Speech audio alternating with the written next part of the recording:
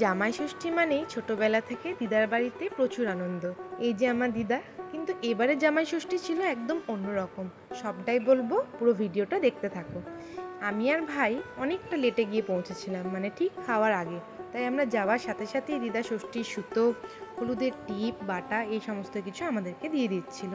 বাবার মেসোমশাই যেহেতু সকালে গেছিলো, তাই ওদের এইগুলো কমপ্লিট হয়ে গেছিলো।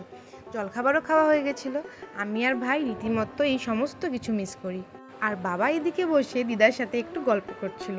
ওই বসে বসে মায়ের নামে একটু নালিশ, যা হয় আর কি, সবারই ফ্যামিলিতে এরকম হয়। তবে ফোনের থেকে সামনাসামনি দেখা হলে মজাটা যেন আরও বেশিই হয়।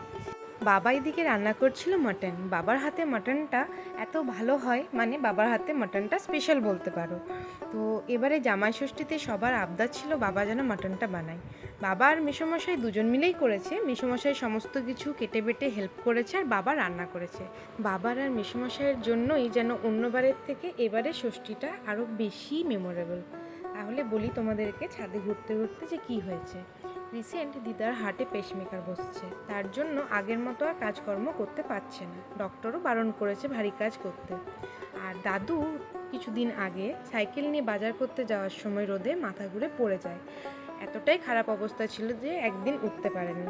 দুজনেই যেহেতু অসুস্থ, তাই বাবার মেসোমশাই এবারে দিদা দাদুকে কোনো রকম কাজের চাপে থাকতেই দেয়নি। নিজেরাই পুরো দায়িত্বটা নিয়ে নিয়েছিল। যতটুকু আনন্দ হয় তাই সহি। কথা বলতে বলতে আমি একটু ছোট্ট ছাদের ট্যুর দিয়ে দিচ্ছিলাম তোমাদেরকে।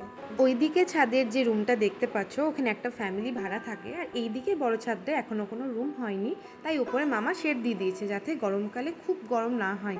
সবসময় তো এসিতে থাকা যায় না। আর ওপর থেকে দেখলে নিচে ওই যে একটা কুয়ো, একটা বাথরুম, সাইডে আরেকটা বাথরুম আছে, সবটা হয়তো দেখা যাবে না। আর এদিকে তুলসী থানের ভেতর দিকে গিয়ে আরও 3টে রুম আছে, আর যেটা ভাড়া থাকে বললাম তার নিচে একটা রুম, মানে সব মিলিয়ে নিচে 4টা রুম আছে।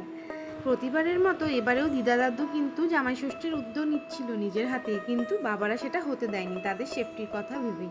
সবাই মিলে একসাথে থাকবো, খাবো, গল্প করব, এটাই তো অনেক। দিদা ওই যে 2 জামাইকে নিয়ে গল্প করতে বসেছে সুখ দুঃখে। আমি না হয় চলে গেলাম দাদুকে দেখতে। দাদু বরাবরই খুব শান্ত, বই পড়ে, খবর দেখে, নিজের মতোই থাকে। শরীরটা খারাপ হওয়ার পর থেকে না আরও কেমন জানি খারাপ লাগছিল। ভগবানের কৃপায় এখন একটু সুস্থ আছে, তবুও ভয় লাগে। বয়স হয়েছে তো। ভগবান যেন সবাইকে ভালো রাখে, সুস্থ রাখে। এদিকে খাবার আগে সবাই নিজের নিজের মতো একটু সময় কাটাচ্ছিল। ভাই নিজের মতো ফোন দেখছিল। আমি এসে বসলাম মাসির পাশে।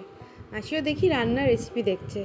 এদিকে আমার যে ফোনটা থেকে ভিডিও করছিলাম, সেই ফোনের স্টোরেজ স্পেস রানিং আউট, তাই অন্য একটা ফোন থেকে ভিডিও করতে হয় বাবাদের খাওয়ার মাঝখান থেকে। তাই দই, পান এই সমস্ত যেগুলো ছিল সেগুলো কিন্তু অলরেডি ওরা উঠিয়ে দিয়েছিল, বিকেলে খাবে। খুব একটা বেশি আইটেম এবারে না হলেও যেটাই হয়েছিল সবাই মিলে খুব আনন্দ করে খেয়েছিলাম। মেনুতে ছিল ভাত, আলু পোস্ত, মাছ ভাজা, মাটন, আম, মিষ্টি, দই, আইসক্রিম আর অনেক কিছু। আর এদিকে খাওয়া দাওয়া শেষ করে দিদা আমার চুলে তেল দেওয়ার জন্য বসছে। কিন্তু জানো তো, অনেক বছর হয়ে গেছে আমি চুলে তেল দিতে পারি না। চুলে তেল দিলে আমার মুখে দুনিয়ার পিম্পলস হয়। তাই দিদা বলছিল এখনকার দিনের মেয়ে তো, বলাটা স্বাভাবিক, কারণ দিদাদের সময় তো এরকম কোনো কথা ছিল না। আর ছোটোর থেকে দিদার কাছে এলে দিদা হাতে পায়ে তেল দিয়ে দেওয়া, মাথা টিপে দেওয়া এসব করবেই, বারণ করলেও করবেই। তাই দিদাকে বললাম একটু তাকাও দেখি ভিডিওটার দিকে। সাথে সাথেই একটা মিষ্টি হাসি দিয়ে দিল দিদা। এদিকে একটু এমার্জেন্সি হয়ে যাওয়ার জন্য আমাকে আর ভাইকে বেরিয়ে যেতে হয়। ওদিকে চাঙ্গু মাঙ্গু কিন্তু নিজের খাবার খাচ্ছিল। আমি আর ভাই বিকেল অবধি সবার সাথে মজা করতে পারি না, বাকিরা থাকে ঠিকই।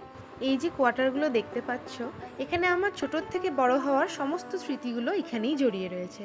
আগে আমরা এই কোয়ার্টারেই থাকতাম, পরে অনেক পরে আমরা ফ্ল্যাট কিনে ফ্ল্যাটে শিফট করি। এই রাস্তা ছিল আমার সকাল বিকেল যাওয়ার রাস্তা। এখনো কি আসি না? আসা হয়, তবে আগের মতো আসা হয় না। কত ইমোশন, কত স্মৃতি জড়িয়ে রয়েছে। কথা বলতে বলতে আমরা পৌঁছে গেলাম কোর্টে এসে দেখি রেলগেটটা খোলা আছে। রেলগেটটা খোলা থাকলে না ভীষণ আনন্দ হয়। আর রবিবার এই একটা দিনই আমার ছুটি থাকে। ও শনিবার তো ছিল জামাই ষষ্ঠী, আমরা কিন্তু সেলিব্রেট করেছিলাম রবিবার দিন। উফ, বাইরে যা রোদ আর গরম। যাই হোক, আমরা তো ঢুকে গেলাম বাড়িতে। তার সাথে রবিবার ছিল ইয়োগা ডে, 21 জুন। মা তো ছিল ইয়োগাতে। ঘরে এসে দেখি মা হোয়াটসঅ্যাপে ফটো পাঠিয়েছে। আমরা তো দেখছিলাম, তোমরাও দেখো। এই দেখতে দেখতে আজকে আমি আমার জামাই ষষ্ঠীর মিনি ব্লগটা এখানেই শেষ করছি। সবাই ভালো থাকো, সুস্থ থাকো, আনন্দে থাকো এবং সকলকে ভালো রেখো। আজকে এতটাই, দেখা হবে নতুন কোনো ব্লগে। Bye bye.